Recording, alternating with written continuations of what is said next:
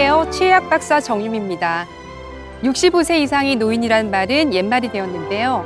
실제로 80세 이상이 평균 수명으로 늘어났고요. 그리고 100세 이상의 노인분들도 벌써 수천 명에 달한다고 합니다.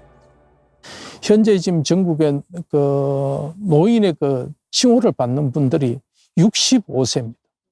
그래 65세 가지고 노인이라 할 수가 없습니다.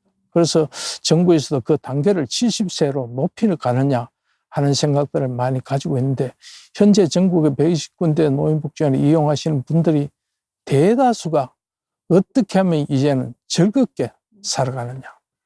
노인복지관의 삶의 질을 높이는데 기초가 되는 과정이었습니다. 그런데 어르신들께서 건강하고 오래 사는데 가장 중요한 요소 중에 하나가 바로 치아 건강이라고 할 수 있는데요. 맛보고 즐기고 씹고 이렇게 즐겁게 사는 데 가장 중요한 필수 조건 중에 하나가 바로 치아 건강입니다. 그래서 오늘은 이 두 분 전문가를 모셔놓고 여러분들의 치아 건강을 위해서 할 수 있는 이야기들을 들려드리려고 합니다. 안녕하세요. 안녕하세요.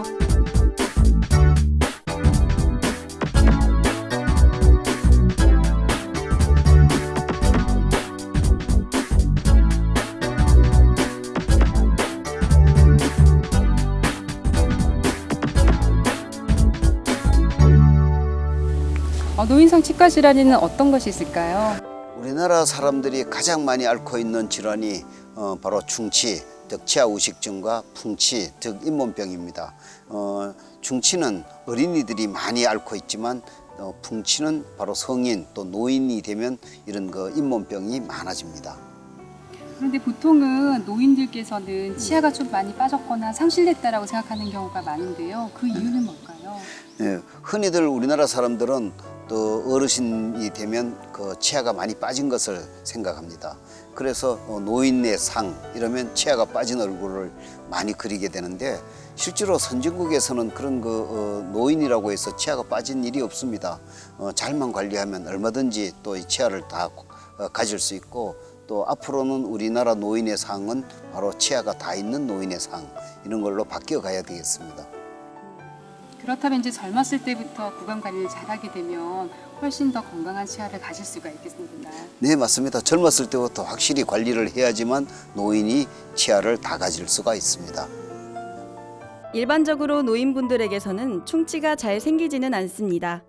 하지만 잇몸과 치아 경계 부분에 있는 앞니에서는 치구 누식이 발생하기도 합니다.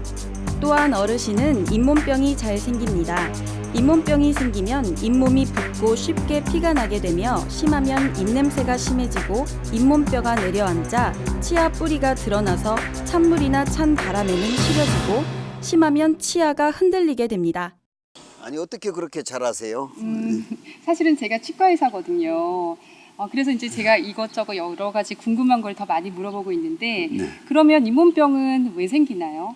네, 치주병은 국소적인 요인, 즉 우리가 먹는 밥을 먹었을 때 당하고 단백질이 치아에 붙게 됩니다. 그것을 구강 내에 있는 세균들이 먹고 삽니다.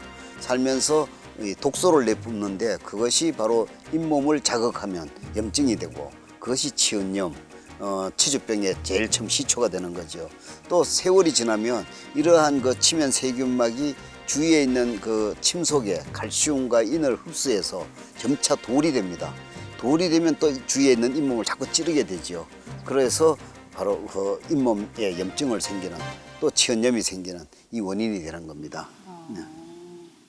네, 그러면 진짜 치아 사이가 깨끗하면 잇몸병이 많이 예방이 되겠군요. 네, 주로 치아와 치아 사이, 치관 사이에 미생물들이 많이 삽니다. 이러한 세균들이 많이 사는 것을 깨끗하게 우리가 청소를 하면 그러면 우리가 건강한 잇몸을 유지할 수 있습니다. 네. 먼저 치면 세균막을 없애는 방법을 먼저 좀 알려주세요. 네, 치면 세균막을 없애는 방법은 식사 후에 매번 이를 깨끗하게 닦는 방법이 최고입니다.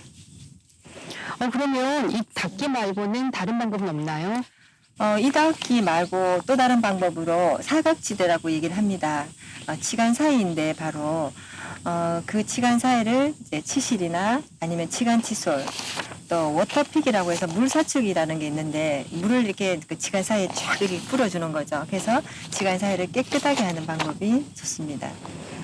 P. gingivalisっっていうのがありますけども、あれが大動脈のところで見つかったので、それでその歯周病と心臓との関係 P ジンジバーリスが病原菌であると言われてますけどもね、確かにその P ジンジバーリスはものすごく強い毒性を持ってますのでね、起こさないとは言えないんやけども、因果関係にまでいかないんじゃないかなと思ってます。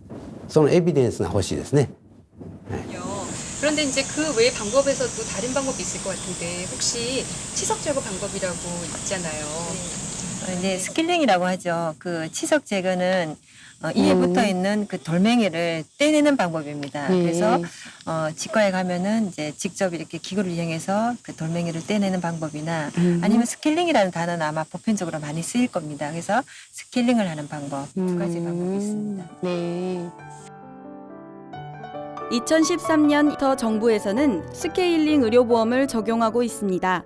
건강보험에 가입되신 만 20세 이상 성인이라면 누구나 1년 주기 1회 한정으로 받으실 수 있습니다. 또한 구강건강을 위하여 스케일링과 구강검진은 1년에 2번, 즉 6개월에서 1년 주기로 받길 권장하고 있습니다.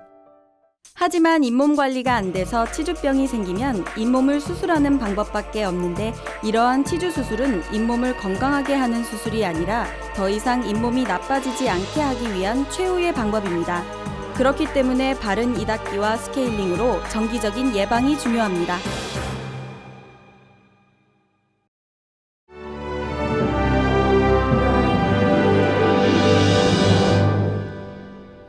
지금까지 저희가 굉장히 많은 얘기를 했는데요. 실제로 이제 회장님도 손주가 있으시잖아요. 네. 그 손주가 너무 예뻐서 이제 저희가 뽀뽀를 하려고 했는데 할아버지한테서 입냄새가 나는 것 같아라고 하면은 속상하거나 이렇게 상처 받으신 적도 있으셨어요.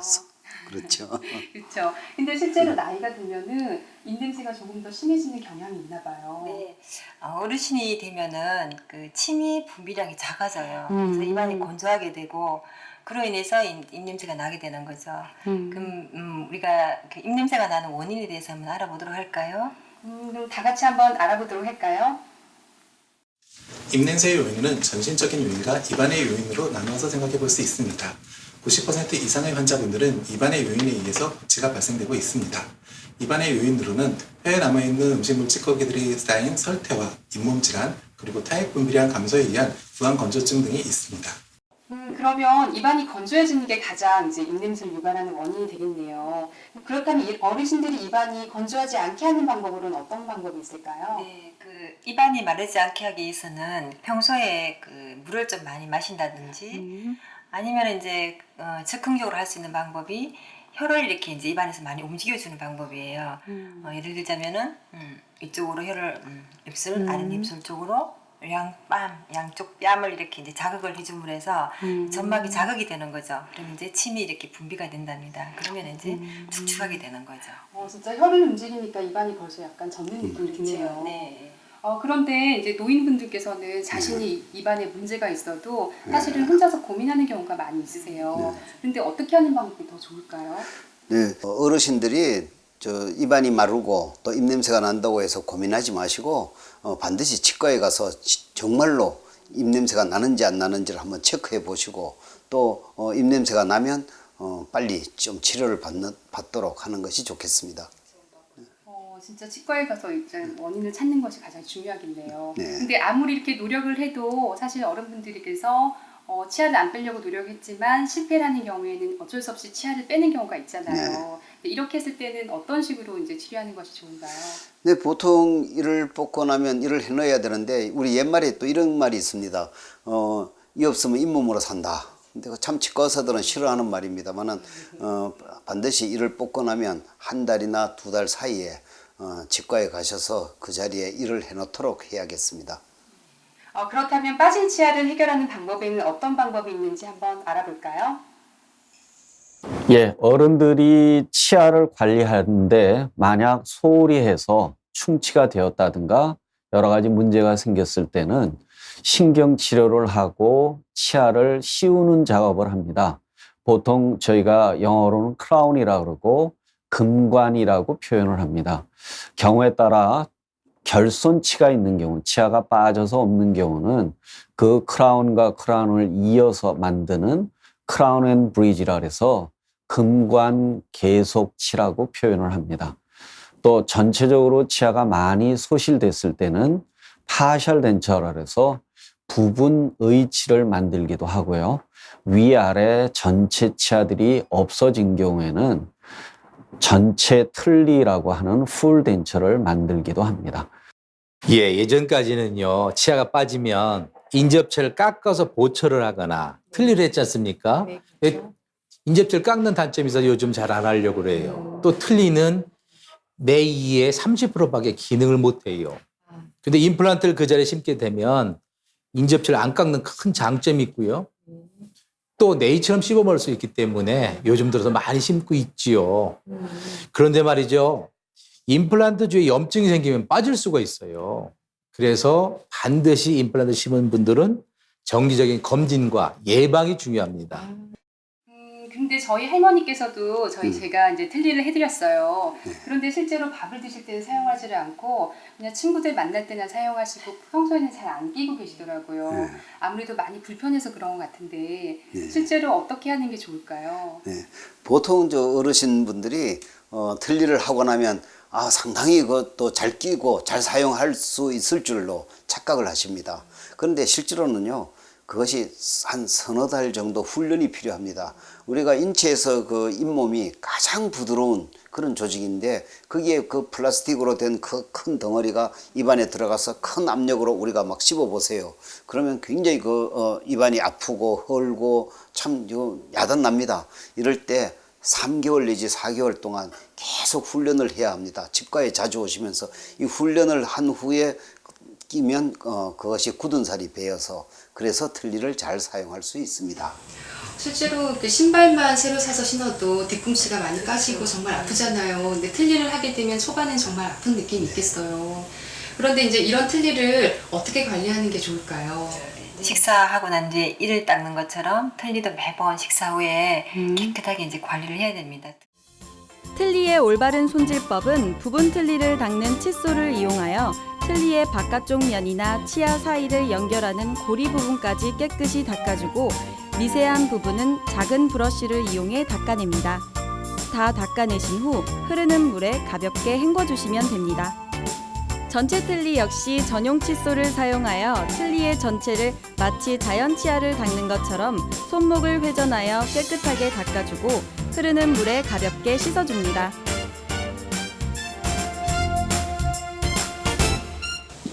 그렇군요. 그러면 역시 틀니도 깨끗하게 사용만 하면 오래 쓰실 수가 있는 거군요. 그렇다면 이런 틀니도 건강보험에 적용이 되나요? 이제는 75세가 넘는 어르신들분들께 치아가 하나도 없는 경우에는 완전 틀니, 그리고 치아가 여러 개 남아있을 경우에는 부분 틀니를 의료보험에 적용시켜 드리고 있습니다. 이 제도는 여러분들께서 잘 사용을 하시게 되면 지금까지의 큰 경제적인 부담을 반 이하로 줄일 수 있는 아주 좋은 제도입니다. 임플란트 보험은요, 올 7월 1일부터 적용이 됐고요. 그러나 모든 분들 해드릴 수는 없고요. 우선 예산이 많지 않기 때문에 75세 이상이 되는 환자분들께 평생 2개까지만 적용을 시켜주고 있고요. 그것도 우선 잘 씹어먹는 거에 대해서 우리 우선 지원해주기 위해서 앞니보다는 어금니에 적용되고 있고요. 또 미리 보고를 하고 그게 조건이 맞을 때만 할 수 있는 등 사실 몇 가지 조건들이 있습니다. 그래서 가까운 치과에 가서 문의하시면 자세히 아마 알려드릴 거라고 생각을 합니다. 네, 그렇군요. 이제는 그러면 큰 비용 부담 없이 틀니를 사용할 수가 있겠네요. 예전에는 실제로 틀니 비용이 너무 부담스럽기 때문에 무자격자한테서도 치수를 받은 경우가 있거든요. 근데 실제로 그런 절대 부정 치과 진료는 안 됩니다. 실제로 저도 진료를 하다 보면 사실은 이제 무자격자에게 받은 치료를 상태가 굉장히 좋지 않은 경우가 많아요. 그렇죠. 그래서 다르게 뭘 해드리고 싶어도 더 이상 치료에 진행이 되지 않는 경우가 많거든요. 여러 가지 그 문제점 중에도 중요한 점은 뭐냐면은 남아있는 치아가 대부분 다 망가진다는 그런 결과가 나타납니다. 위상상의 문제 중에서도 또 전혀 감염에 대한 그 대책이 없다는 겁니다. 특히 의료용 주사기 사용 룰이라든가 여러 가지 문제들 때문에 환자들이 다른 질병으로 좀 감염이 될 가능성이 상당히 높은 걸로 이렇게 나타나 있습니다. 어르신들이 잘 기억을 하셔야겠어요. 무자격제에 대한 치료는 절대로 받으면 안 됩니다. 네, 지금까지 노인분들의 구강 건강에 대해서 알아봤는데요. 여러분들 전부 다 이제 치아 건강이 가장 중요하다는 거 잘 기억하시고요. 그리고 예방책이 가장 중요하다는 것도 잊지 마세요. 그럼 다음 시간까지 모두 건강하시고 안녕히 계세요.